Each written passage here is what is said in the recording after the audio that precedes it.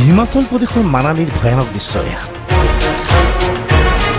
bus আস্থানত এইদৰে ৰৈ আছিল কেইবাখনো বাছ কেমেৰাত বন্দী হৈছে ইয়াৰে দুখন বাছ যাত্ৰীক নিবৰ বাবে বাছ আস্থানত বাছ ৰৈ আছে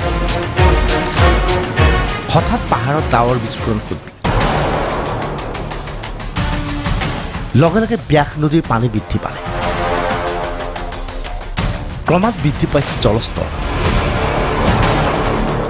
আৰু দেখা গ'ল ৰৈ থকা এখন বাছৰ পিছৰ অংশ পানীৰ তলত সোমাল কোনেও ভবা নাছিল যে পানী ইমান ভয়াৱহ ৰূপ ল'ব কিন্তু লাহে লাহে পানীৰ গতি বাঢ়ি আহিল এই ভলভো বাছখনৰ মূল্য প্ৰায় 50 লাখ টকা মাত্ৰ 5 ছেকেণ্ডৰ ব্যৱধানত 50 লাখ টকীয়া বাছখন কেনেকৈ উঠি গ'ল মন দি চাওক ক্ৰমাৎ বাছৰ পিছৰ অংশ পানীৰ তলত এটা সময়ত পানীৰ সুত ক্ৰমাৎ বৃদ্ধি পালে লগে লগে বাছখন বাগৰি পৰিল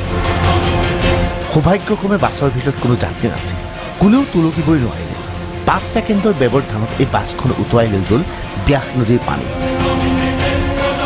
এয়া বাছখন উটি গৈছে এইবাৰ আন এটা কেমেৰাত বন্দী হোৱা এই দৃশ্য চাওক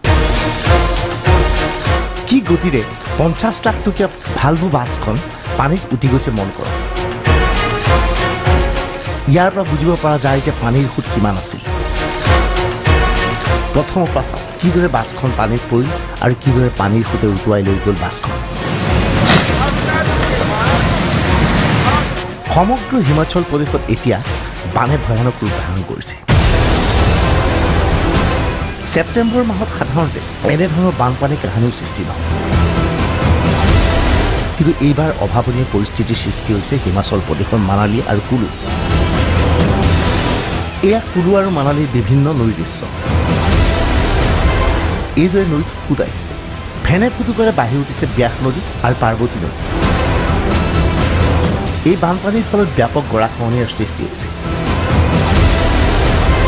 এইবাৰ গৰাখহনীয়াৰ মাজত এইদৰে পাৰৰে পাৰ হৈ যোৱা এই ৰঙা গাড়ীখনলৈ মন কৰক অতি বিপদজনক পথৰে আগুৱাই গৈছে গাড়ীখন যিকোনো পৰিস্থিতিত গাড়ীখন বাগৰি পৰিব পাৰে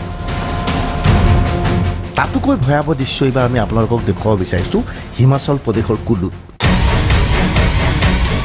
কুলুত এইখন এখন ট্ৰাক এখন প্ৰকাণ্ড ট্ৰাক এইদৰে উটুৱাই লৈ গৈছে পানী ট্ৰাক চালক গাড়ীৰ ভিতৰত নাছিল হঠাৎ বানপানীৰ সৃষ্টি হয় ট্ৰাক চালক ৰৈ যাবলৈ বাধ্য হয় কিন্তু পানীৰ সুতে উটুৱাই লৈ যায় ট্ৰাকখনক এইদৰে কাগজৰ নাৱৰ দৰে ট্ৰাকখন উটুৱাই লৈ গৈছে দুটা দৃশ্য চাওক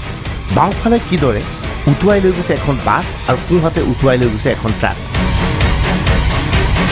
এইবাৰ এই দৃশ্য মন কৰক